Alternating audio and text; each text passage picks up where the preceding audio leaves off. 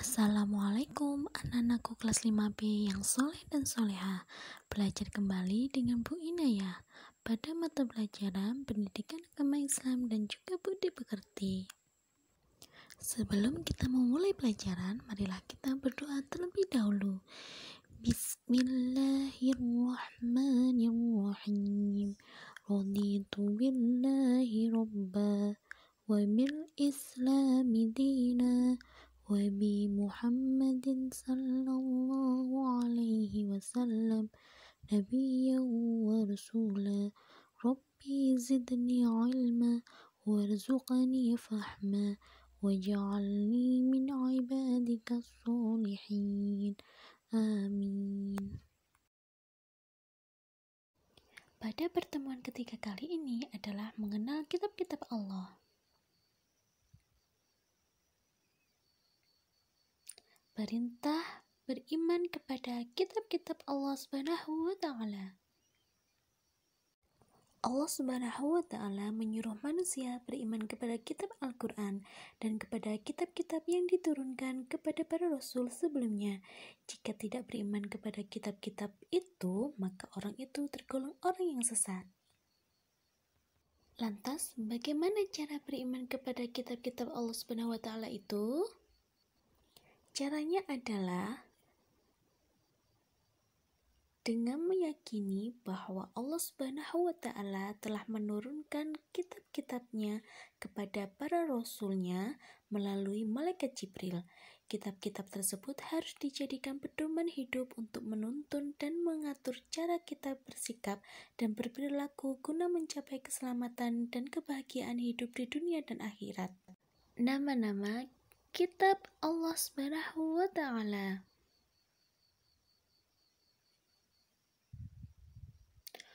Allah telah menurunkan 4 kitab suci serta beberapa suhuf yang diberikan kepada Nabi dan Rasul yang berbeda zaman dan umatnya.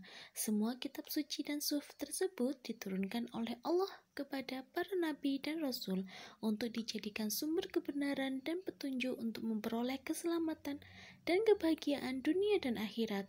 Kitab suci tersebut adalah 1. Kitab Taurat. Kitab Taurat diturunkan kepada Nabi Musa alaihissalam kurang lebih pada abad 12 sebelum Masehi di daerah Israel dan Mesir. Kitab Taurat menggunakan bahasa Ibrani. Kitab Taurat diterima oleh Nabi Musa di Bukit Tur Sinai atau Bukit Sinai. Umat Nabi Musa disebut dengan Bani Israel.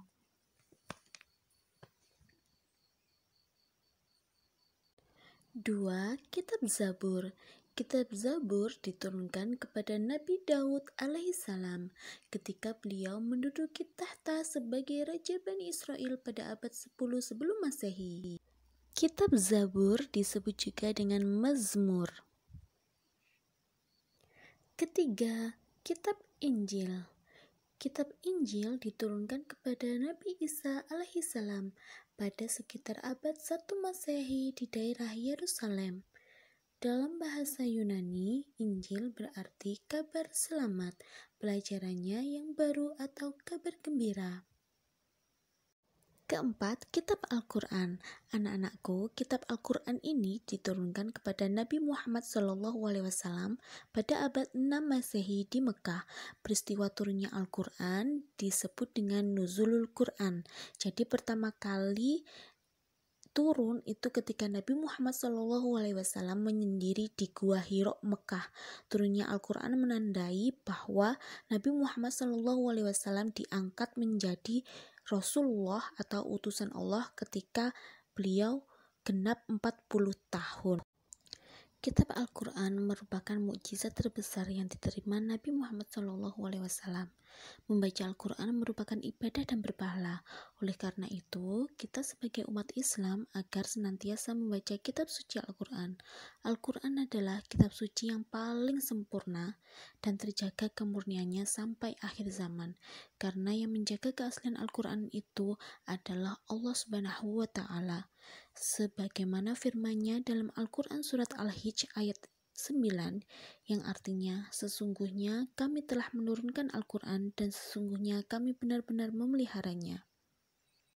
Al-Quran menurut bahasa artinya bacaan, sedangkan menurut istilah Al-Quran adalah kumpulan firman Allah yang diturunkan kepada Nabi Muhammad SAW dengan perantara malaikat Jibril untuk disampaikan kepada umatnya sebagai pedoman hidup bagi umat Islam. Oleh karena itu, untuk meluruskan kembali ajaran para rasul sebelumnya, Allah menurunkan Al-Quran. Lamanya Al-Quran diturunkan seiring dengan tugas kerasulan Nabi Muhammad SAW. Bila dibulatkan menjadi 23 tahun dan dibagi menjadi 2 periode, yakni periode Mekah selama 13 tahun dan Madinah 10 tahun. Wahyu yang diturunkan di Mekah disebut surat Makkiyah, sedangkan wahyu yang diturunkan di Madinah disebut dengan surat Madaniyah.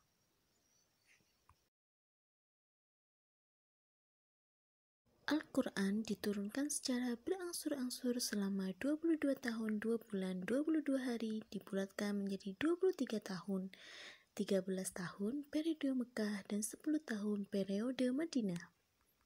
Wahyu pertama yang turun adalah Quran Surat Al-Alaq ayat 1-5 pada tanggal 17 Ramadan 610 Masehi.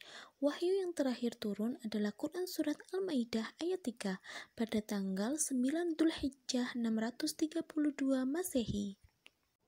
Orang yang terkenal penulis Al-Quran adalah Zaid bin Thabit. Al-Quran dibukukan pada masa Khalifah Abu Bakar atas usulan Umar bin Khattab. Jadi Al-Quran itu tidak diturunkan sekaligus, maka Al-Quran pada awalnya tidak langsung berupa sebuah kitab, tetapi turun ayat demi ayat, surat demi surat, hingga genaplah Al-Quran seperti yang kita lihat sekarang. Pada masa itu, Al-Quran ditulis pada pelepah kurma, kulit, kain, dan lain-lain. Baru ketika masa Khalifah Abu Bakar atas usulan Umar bin Khattab, Al-Quran dikumpulkan dalam satu kumpulan yang bertugas untuk menulis dan mengumpulkan. Yang bertanggung jawab adalah Zaid bin Thabit. Nama-nama lain Al-Quran: 1. Alkitab artinya buku atau kitab. 2. Al-Bayan artinya penjelas. 3. Al-Furqan artinya pembeda. 4. Al-Dzikr artinya pengingat. 5. Asy-Syifa artinya obat. Isi pokok Al-Quran menerangkan tentang 1. Akidah. Akidah adalah keyakinan, kepercayaan, atau keimanan. 2. Ibadah. Ibadah adalah hubungan manusia dengan Allah. 3. Syariah. Syariah adalah ajaran dan peraturan. 4. Muamalah. Muamalah adalah hubungan manusia dengan sesamanya. 5. Kisah-kisah, yaitu cerita-cerita umat terdahulu.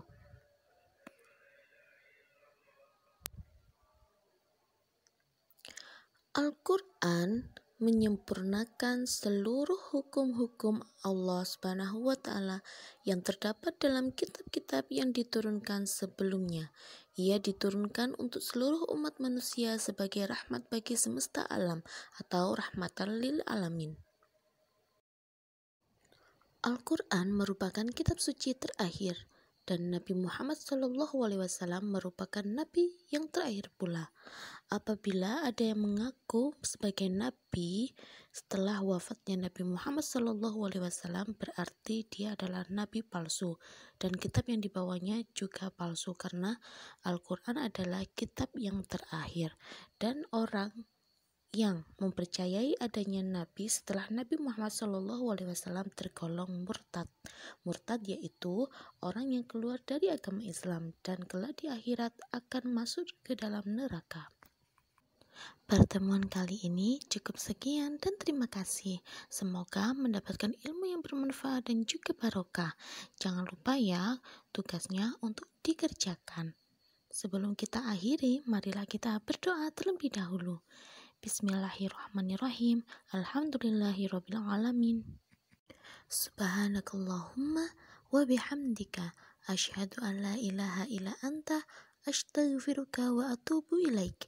Wassalamualaikum warahmatullahi wabarakatuh.